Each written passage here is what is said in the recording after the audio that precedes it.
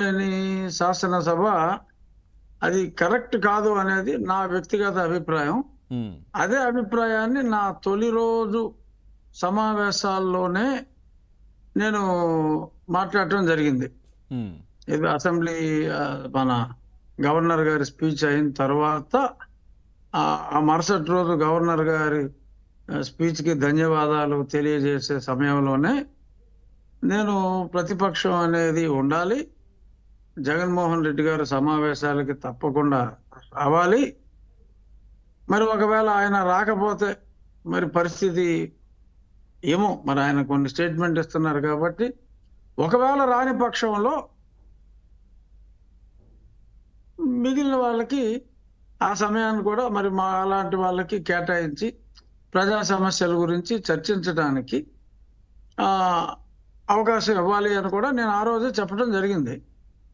అనుకోకుండా కాకతాళీయంగా మరి నేను ఆ రోజు మా కామినేని శ్రీనివాస్ గారితో మాట్లాడదామని చెప్పి నేను వారు కూర్చున్న చోటుకి వెళ్ళటం.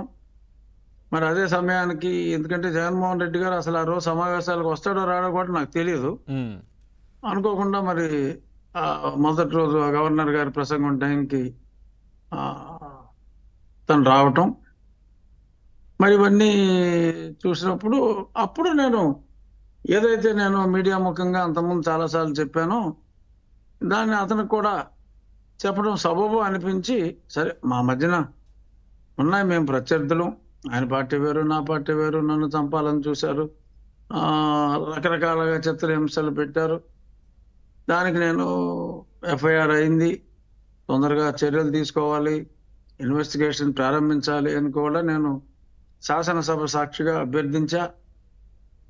Leaving all these things apart, ప్రతిపక్షం లేని శాసనసభ అది డెమోక్రసీ ప్రిన్సిపల్స్కి ఫండమెంటల్స్కి వ్యతిరేకం కాబట్టి నేను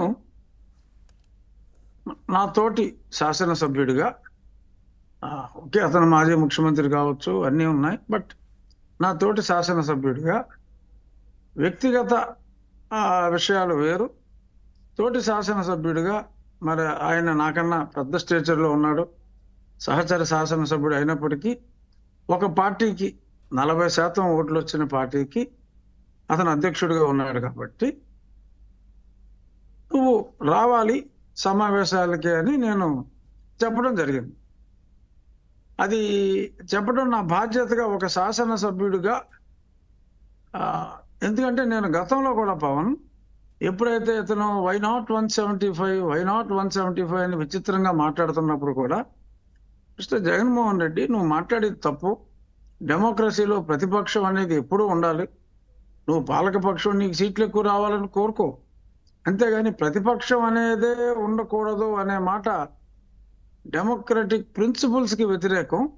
సో అంచేత ఇటువంటి మాటలు మాట్లాడటం కరెక్ట్ కాదు. అఫ్ కోర్స్ ఆ పరిస్థితి మీకే వస్తుంది, కానీ మీకు కొన్ని సీట్లు రావాలని నేను కోరుకుంటున్నాను.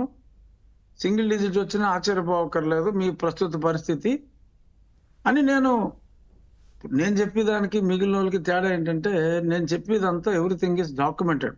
ఉమ్, ఉమ్. కొన్ని ఇప్పుడు శ్వేతపత్రం